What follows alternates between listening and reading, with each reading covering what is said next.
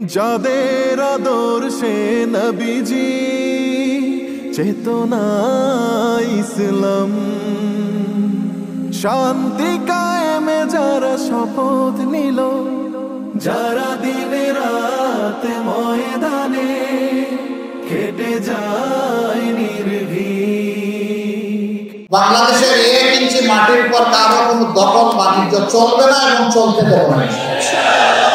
শাপলা চত্বরে কি করা হয়েছে, কি নারকীয় হত্যাকাণ্ড চালানো হয়েছে আপনারা দেখেছেন।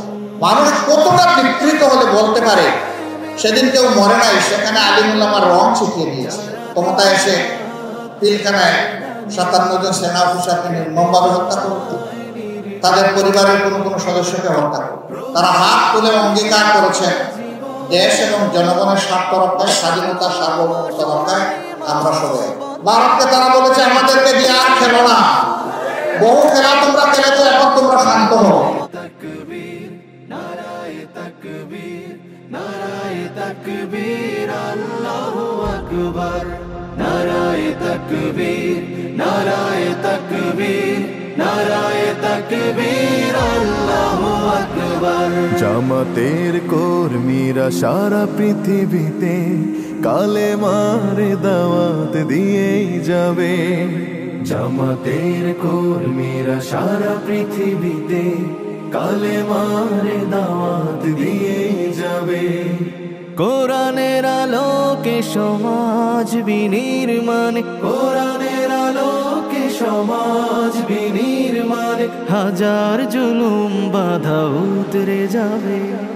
জামাতের কর্মীরা সারা পৃথিবীতে কালেমার দাওয়াত দিয়ে যাবে। জামাতের কর্মীরা সারা পৃথিবীতে কালেমার দাওয়াত দিয়ে যাবে। মানুষ এখন স্বস্তির সাথে শ্বাস নিতে পারছে। এখন মানুষকে আর দাগের খেতে মশারি টানিয়ে ঘুমাতে হয় না। সারা রাত জেগে জেগে দুর্বৃত্তদেরকে মোকাবেলা করার জন্য প্রস্তুতি নিতে হয় না। এখন আর জেলে যাওয়া আসা সেই মানুষের মিছিল এখন দেখতে হয় না। এখন এই বাংলাদেশে রক্তের হোলি খেলা এখন আর চলে না। আলহামদুলিল্লাহ, সব কিছু আল্লাহ তাআলার একান্ত মেহেরবানি। আমরা যা কল্পনাও করিনি, আল্লাহ তার সেই পরিকল্পনায় বাস্তবায়ন করছেন। আল্লাহ রাব্বুল আলামিনের দরবারে শুকরিয়া আদায় করার পাশাপাশি আমার জনগণ, প্রবাসে অবস্থানরত আমাদের দেশের সম্মানিত সন্তানগণ যারা আছেন, তাদের সকলের প্রতি আমরা কৃতজ্ঞতা জানাচ্ছি। 2006 সালের 28 অক্টোবর লগি বইটার তাণ্ডব দিয়ে মানুষ খুন করে আওয়ামী লীগ জানান দিয়েছিল তারা ভবিষ্যতে ক্ষমতায় গেলে এরকম মানুষ খুন করবে। সেই দিন বাংলাদেশ পথ হারিয়েছিল। দীর্ঘ 17.5 বছর আর পথে উঠতে পারেনি। অবশেষে আল্লাহ তাআলার একান্ত মেহেরবানিতে 5 আগস্ট বাংলাদেশ আবার তার পথ ফিরে পেয়েছে। কিন্তু এই দীর্ঘ পথ পরিক্রমায় অসংখ্য বনি আদমকে রক্ত দিতে হয়েছে, জীবন দিতে হয়েছে। আমাদের মাতার তাজ শীর্ষ 11 জন কেন্দ্রীয় দায়িত্বশীলকে তারা খুন করেছে। কাউকে দিয়েছে ফাঁসি, আর কাউকে জেলের ভিতরে তারা মৃত্যুর দিকে ঠেলে দিয়েছে। একজন কেবল আমাদের মধ্যে এখনো বেঁচে আছেন, কষ্ট, যন্ত্রণা, দুঃখ, ব্যথা নিয়ে। তিনি হচ্ছেন আমাদের প্রিয় সম্মানিত ভাই, তৎকালীন ভারপ্রাপ্ত সেক্রেটারি জেনারেল জনাব এটিএম আজহারুল ইসলাম। আমাদের বিশ্বাস ছিল আল্লাহ তার এই বান্দাকে বাঁচিয়ে রেখেছেন বাংলাদেশকে ভালো কিছু দেখানোর জন্য, নতুন কিছু দেখানোর জন্য। আমরা সেই নতুন এবং ভালো কিছু দেখার প্রস্তুতি নিয়েছি এবং আদালতের ন্যূনতম বিচার পেলে তিনি নির্দোষ প্রমাণিত হয়ে আপনাদের বুকে ফিরে আসবেন ইনশাআল্লাহ। আমরা আশা করছি অতি তাড়াতাড়ি তিনি ফিরে আসবেন। মহান রবের দরবারে দোয়া করে আল্লাহ তাকে তাইয়্যিব হায়াত দান করুন। আল্লাহ রাব্বুল আলামিন তাকে সুস্থতার সাথে রাখুন। একটি নাদুস নুদুস সুস্থ মানুষ, আজকে তিনি শুকনো হয়ে 3 ভাগের 1 ভাগ হয়ে গিয়েছে। তারপর এতটাই মানসিক এবং শারীরিক জুলুম করা হয়েছে। 2 মাস 10 দিন একই জেলে ছিলাম, কিন্তু জেলে থাকা অবস্থায় তার মুখখানি আমাকে দেখতে দেওয়া হয়নি। পাশা নির্দয় আচরণ করা হচ্ছে। এখন হয়তো বা কিছুটা সেই পাশার নির্দয় আচরণ বন্ধ থেকেছে, কিন্তু তারপরেও তিনি জেলের অন্ধকার প্রকোষ্ঠে আছেন। আপনারা দোয়া করুন অতি সত্তর আল্লাহ যেন আমাদের বুকে তাকে ফিরিয়ে দেন। প্রিয় সম্মানিত ভাইরা, এইভাবে আমাদের শহীদ নেতৃবৃন্দের রক্ত, অসংখ্য সহকর্মীর রক্ত, এদেশের বিরোধী দলের মজলুম কর্মীদের রক্ত, নেতাদের রক্ত, সাধারণ মানুষের রক্ত, আর 18 কোটি মজলুম দেশবাসীর চোখের পানিতেই শেষ পর্যন্ত মনে হয় আল্লাহ কবুল করেছে। মহান রবের দরবারে শুকরিয়া আদায় করে বলি, রব্বুল আলামিন এইটুকু মেহেরবানি যখন করেছো, তখন এই দেশবাসীর উপরে তুমি পুরোটাই মেহেরবানি করো। এই দেশকে স্থায়ী শান্তির দিকে তুমি এগিয়ে নিয়ে যাও, আর স্থায়ী শান্তি শ্রমিক হিসাবে আমাদের সবাইকে কাজ করার তৌফিক দাও। আমরা যেন ওই শান্তির বাংলাদেশ বিনির্মাণে, একটা মানবিক বাংলাদেশ বিনির্মাণে আমরা যেন অবদান রাখতে পারি। আলহামদুলিল্লাহ, একটাই সংগঠন, সবাই স্বীকার করতে বাধ্য, কোনো অপশক্তি তাদের সামনে এই সংগঠনের মাথা নত করাতে পারেনি। হ্যাঁ, আমরা বারবার মাথা নত করেছি আমাদের মাহবুদের দরবারে, করতেই থাকবো, কিন্তু কোন অপশক্তির কাছে ইনশাআল্লাহ আগামীতে আমরা মাথা নত করব। দেশে বিদেশে অনেক ষড়যন্ত্র চক্রান্ত হয়েছে এই সংগঠনের বিরুদ্ধে। আমাদের কর্মীরা সীমাহীন ধৈর্য রয়েছে। এত বড় ক্ষতি অন্য কোন সংগঠনের বাংলাদেশে হয়নি যত বড় ক্ষতি হয়েছে জামাত ইসলামী এবং ইসলামী ছাত্র শিবির। এই সকল ক্ষতির ফল আমাদের অন্তরে ছিল, সেই ক্ষত ছিন্ন বহন করে আগস্টের 5 তারিখ যখন পরিবর্তন আসলো, আমরা সারা বাংলাদেশের প্রিয় সহকর্মীদেরকে এবং দেশবাসীদেরকে আহ্বান জানিয়েছিলাম, শান্ত থাকুন, ধৈর্য ধরুন, প্রিয় দেশকে গড়তে সাহায্য করুন। আলহামদুলিল্লাহ, বাংলাদেশ শান্ত থেকেছে, ধৈর্য ধরেছে। আওয়ামী লীগের সাধারণ সম্পাদক তৎকালীন মন্ত্রী ওবায়দুল কাদের সাহেব বলেছিলেন, একবার নয় বারবার, তার দলীয় কর্মীদেরকে ভয় দেখে আরো পাষাণ হওয়ার জন্য উস্কানি দিতে গিয়ে বলে, তোমরা যদি ক্ষমতা থেকে চলে যাও তাহলে ক্ষমতা হারানোর 2 দিনের মাথায় তোমাদের 5 লক্ষ লোককে ওরা খুন করবে। একথা তিনি বলেননি? বাংলাদেশের মানুষ প্রমাণ করে দিয়েছে, তোমরা পাগল হতে পারো, তোমরা ক্ষমতার নেশায় অন্ধ হতে পারো, তোমরা দায়িত্ব জ্ঞানহীন পাশবিক চরিত্রের হতে পারো, কিন্তু বাংলাদেশের মানুষ দায়িত্ব জ্ঞানহীন নয়। 5 লক্ষর উপর প্রশ্নই আসে না। 2 দিনের মধ্যে 5 জন মানুষকে কেউ খুন করেন। জনগণের এই ধৈর্য, মানুষের প্রতি এই দায়বোধ, দেশের প্রতি এই ভালোবাসা একটা মহলের এখন সহ্য হচ্ছে না। তারা চেয়েছিল রক্তের পদ্মা, গঙ্গা, যমুনা, সুরমা বয়ে যায়, তাহলে তাদের রাজনীতি আবার জমে উঠবে দেশে বিদেশে। এটা না হওয়ার কারণে এখন তারা অশান্তিতে আছে, এখন তড়পাচ্ছে, দেশের বিরুদ্ধে মিথ্যা প্রপাগান্ডা করছে, দেশ থেকে করছে, বিদেশ থেকে করছে। দেশের মর্যাদা পূর্ণ করার জন্য মিথ্যা গল্প সাজিয়ে বিদেশি বন্ধুদেরকে তারা বিভ্রান্ত করার চেষ্টা করছে। অবশ্য পদে পদে তাদের সমস্ত ষড়যন্ত্র শয়তানি ধরে পড়ে যাচ্ছে। মানুষ এখন ঘুমে নয়, সজাগ। আর এই জাতি বিশেষভাবে এখন সজাগ। তারা এই ইতিবাচক পরিবর্তনকে, অভ্যুত্থানকে ব্যর্থ করে দেওয়ার জন্য দফায় দফায় অনেক কাণ্ড করতেছে। তারা জুডিশিয়াল কু করতে চেয়েছিল, আল্লাহ ব্যর্থ করে দিয়েছে। তারা আনসার কাণ্ড ঘটিয়ে কু করতেছিল, আল্লাহ ব্যর্থ করে দিয়েছে। তারা চাকরি কাণ্ড নিয়ে কু করতেছিল, আল্লাহ ব্যর্থ করে দিয়েছে। এরপরে তারা ইসকন কাণ্ড নিয়ে নামলো, আল্লাহ ওইটাও ব্যর্থ করে দিয়েছে। শেষমেশ ইসকনের লোকেরা নির্দয়ভাবে একজন আইনজীবীকে খুন করলো প্রকাশ্য দিবালোকে, ত্রিফলা দিয়ে কুপিয়ে কুপিয়ে। এতটাই তার চেহারা বিকৃত করে দেওয়া হয়েছিল, তার পরিবারের কাউকে তার ইন্তেকালের পর তার চেহারা দেখতে দেওয়া হয়নি, কারণ এই চেহারা দেখে তারা স্থির থাকতে পারবেন না। কষ্টে তারা ভেঙে পড়বেন, এমনকি এর চাইতেও বড় কোনো অ্যাক্সিডেন্ট কার হয়ে যেতে পারে। এই জন্য তার বাবাকে পর্যন্ত তার চেহারাটা দেখতে দেওয়া হয়নি। কত নির্মমভাবে তাকে খুন করা হয়েছে। এই খুন করে মূলত এদেশের দেশপ্রেমিক মানুষ, বিশেষ করে মুসলমানদেরকে উস্কানি দেওয়া হয়েছিল, তোমরাও কিছু করো। আমরা তখন সাথে সাথেই তাদেরকে অনুরোধ করেছিলাম, শান্ত থাকুন এবং মাঠ নিজেদের নিয়ন্ত্রণে রাখুন। আলহামদুলিল্লাহ দুটাই হয়েছে, তারা শান্তও থেকেছেন, মাঠও নিয়ন্ত্রণে রেখেছে। ওরা এখন গর্তে ঢুকেছে খুনিরা, কিন্তু তাদেরকে বিদেশ থেকে বাতাস দেওয়া হচ্ছে। আমরা ধন্যবাদ জানাই এই দেশের বিশেষ করে হিন্দু ধর্মাবলম্বী বাইরে, তারা তাদের বিবেকের জায়গা থেকে প্রতিবাদ করে বলছেন, আমরা শান্তিতে আছি, তোমরা আমাদের শান্তির উপর আঘাত দিও না, আমাদেরকে শান্তিতে থাকতে দাও। ভারতকে তারা বলেছে, আমাদেরকে দিয়ে আর খেলো না, বহু খেলা তোমরা খেলেছো, এখন তোমরা শান্ত হও।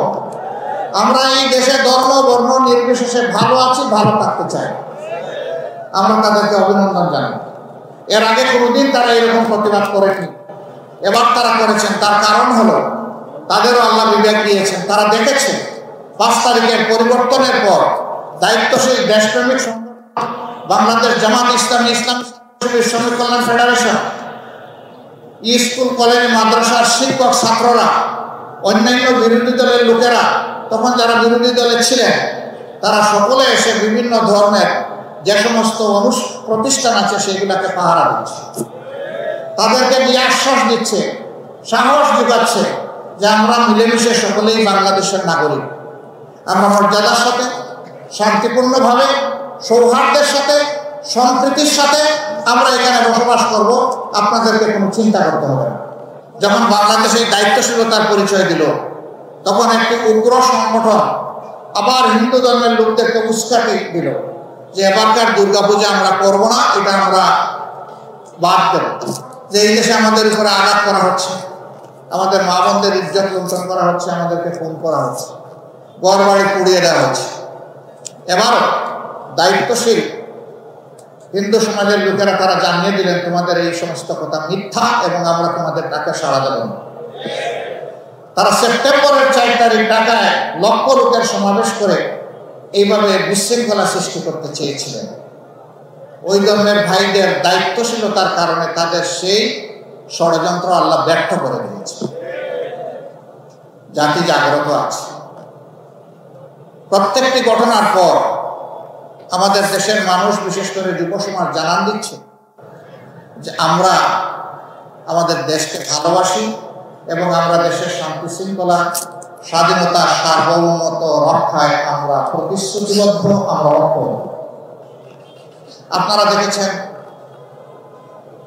এই অতি সম্প্রতি ইসকনের ঘটনা ঘটার পরে আমাদের বর্তমান অন্তর্বর্তীকালীন সরকারের প্রধান উপদেষ্টা দাওয়াত দিয়েছিলেন সব ধরনের সংগঠন, ডান বাম, ইসলামী মধ্যম, সবাই এই বাংলাদেশের 53 বছর চলার জীবনে প্রথমবারের মতো সকল ঘরানার রাজনৈতিক নেতৃবৃন্দ একসাথে বসে তারা হাত তুলে অঙ্গীকার করেছেন, দেশ এবং জনগণের স্বার্থ রক্ষায়, স্বাধীনতা, সার্বভৌমত্ব রক্ষায় আমরা সবাই, আমরা কোনো অপশক্তির কাছে মাথা নত করবো না, আমরা কোনো চোখ রাঙ্গানিকে পরোয়া করব।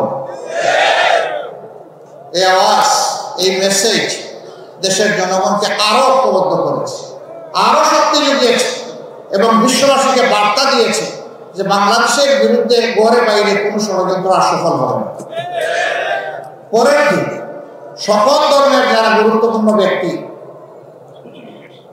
ধর্মীয় অভিভাবকদেরকে নিয়ে আবার প্রধান উপদেষ্টা বসেছে, তারাও হাতে হাত মিলিয়ে আওয়াজ দিয়েছে এখানে ধর্ম বর্ণের কোনো কথা নেই, আমরা সকলে মিলে বাংলাদেশ এবং এই বাংলাদেশকে আমরা রক্ষা করব। এই বাংলাদেশের বিরুদ্ধে কোনো ষড়যন্ত্রে আমরা পা দিব না এবং আমরা বরদাস্ত করব। আমরা অভিনন্দন জানাই, মোবারকবাদ জানাই এই অঙ্গীকার ব্যক্ত করার জন্য। তারা কি করেছে, কি করে না? গত 15.5 বছর ক্ষমতায় এসে পিলখানায় 57 জন সেনা অফিসারকে নির্মমভাবে হত্যা করল, তাদের পরিবারের কোনো সদস্যকে হত্যা করল, এরপরে জামাতে ইসলামীকে তারা ধ্বংস করার জন্য নেতৃবৃন্দের মাথার উপরে তলোয়ার চালালো, শত শত নেতাকর্মীকে খুন করলো। তখন অবশ্য অন্য কোনো দলের উপরে এই বিপদ আসে না। আমরা সেদিন আমাদের বন্ধুদেরকে বলেছিলাম, সবাইকে, যে আমাদের উপর যে যুদ্ধ এই সরকার অন্যায় যুদ্ধ শুরু করেছে, আসেন একসাথে আমরা সেই যুদ্ধ মোকাবেলা করি, তাইলে এই যুদ্ধ আর কাউকে আক্রান্ত করবে না। দেশ বাঁচবে, আপনারা বাঁচবেন, আমরাও সবাই বাঁচব। সেদিন আমাদের এই আওয়াজ আমরা বুঝাতে পারিনি, অথবা তারা উপলব্ধি করতে ব্যর্থ হয়েছিলেন, যার মাসুক পরবর্তী পর্যায়ে গোটা 15.5 বছর ধরে জাতিকে পরিশোধ করতে হয়েছে। আমরা বলেছিলাম আমাদের মাথায় আঘাত করা হয়েছে, সবার মাথায় আঘাত করা হয়েছে, সময়ের ব্যবধানে তাই প্রমাণ হয়েছে। সম্মানিত ভাইয়েরা, এখান থেকে আমাদের শিক্ষা নেওয়া উচিত। আমাদের আলিম সমাজের উপর সরকার আক্রোশ নিয়েছে। 13 সালের 5ই মে শাপলা চত্বরে কি করা হয়েছে, কি নারকীয় হত্যাকাণ্ড চালানো হয়েছে আপনারা দেখেছেন।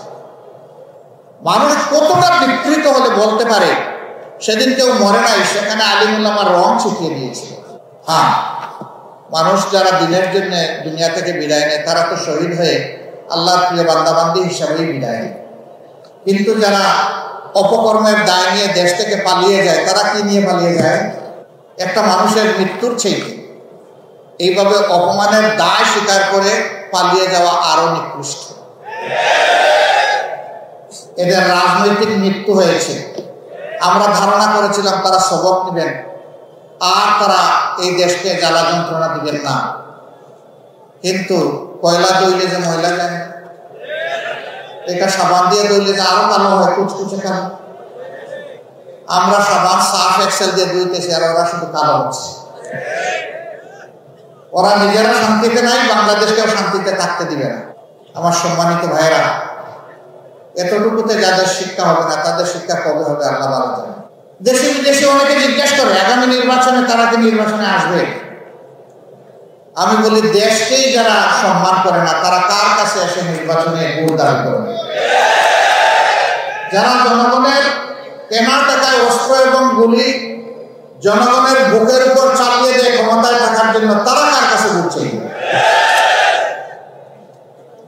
যারা নিরীহ জনগণকে খুন করেছে তাদের পরিবারের কাছে গিয়ে জিজ্ঞেস করুক তারা তাদের এই ধরনের রাজনীতি আর চায় কিনা, এই ধরনের আগ্রাসী দলকে আর রাজনীতিতে দেখতে চায় কিনা। তাদের কাছে গিয়ে জানুন, আমাদের কাছে জানার দরকার নেই, আমরা তো বেঁচে আছি। পঙ্গুত্বের কষ্ট নিয়ে যারা বেঁচে আছে, হাসপাতালের বেডে যারা প্যারালাইজড হয়ে পড়ে আছে, তাদের কাছে গিয়ে জিজ্ঞেস করুন তারা কি চায়। এখন তো বাংলাদেশের মানুষ শান্তিতে আছে, কিন্তু এই শান্তিকে বিঘ্নিত করার জন্য দফায় দফায় চেষ্টা করা হচ্ছে। ইনশাআল্লাহ আমরা আশাবাদী একটা ঐক্যবদ্ধ জাতি সকল ষড়যন্ত্র মোকাবেলা করে সামনে এগিয়ে যাবে ইনশাআল্লাহ। আমরা এমন একটা বাংলাদেশ গড়তে চাই, আমাদের সন্তানদের আশা পূরণের উপযুক্ত বাংলাদেশ। তাদের প্রধান স্লোগান ছিল উই ওয়ান্ট জাস্টিস।